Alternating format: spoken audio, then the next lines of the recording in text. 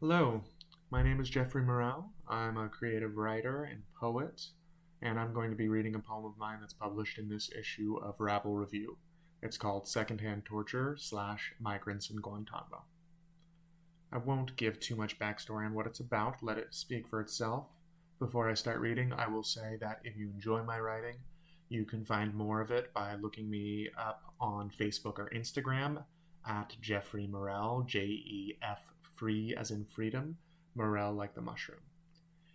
You can also follow me on Substack, where I have a blog called Foraging for More that will send out a poem a week along with some musings and announcements of educational opportunities I'm offering around like permaculture, wild foods, wellness, and writing.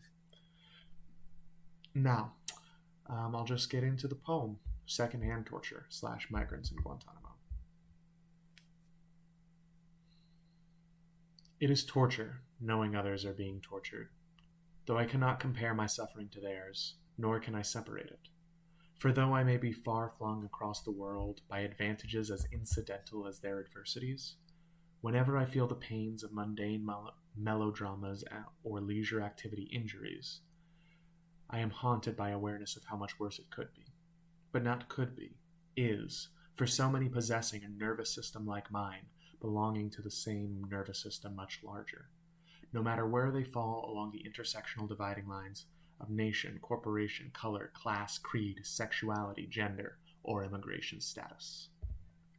Like cells of a shoulder with a hand at the end of each arm, stabbed clean through tendons to pin on a green velvet gaming table, the signals from the receiving nerve endings flash back and forth as the panicked words pass down again and again. Get out, pull away if you can.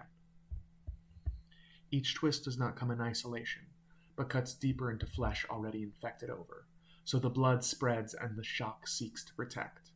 Are we helpless to help, or does compassion still carve its path down these atrophied channels?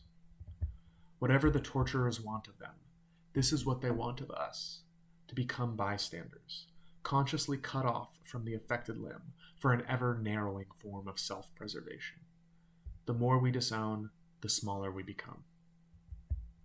Following the source of the violence, I find another limb of the body to which I belong, and adjust tactics to address the cause, a case of split personality run rampant. One hand mutilates the other, hoping to secure a state of advantage already lost, by imprisoning those they wouldn't wish to share oxygen with. In the process, they impoverish all of us, not from having, but from feeling. Feeling fully connected, fully ourselves, instead of preoccupied by the agony of so many else. This torture may be committed in our names, but they are names I no longer recognize. Names like Christ, America, or swastika, taken out of their tender original context, and sharpened on silver tongues into weapons of conquest. But the ghosts of wholeness they first promised still linger, sinking into these doomed genetic ladders as we conspire to take back the hand, withdraw the dagger, wait for the blood to fertilize, the cells to recycle, the system to heal, so as a whole again we can clap our opposing parts and do our parts to feel.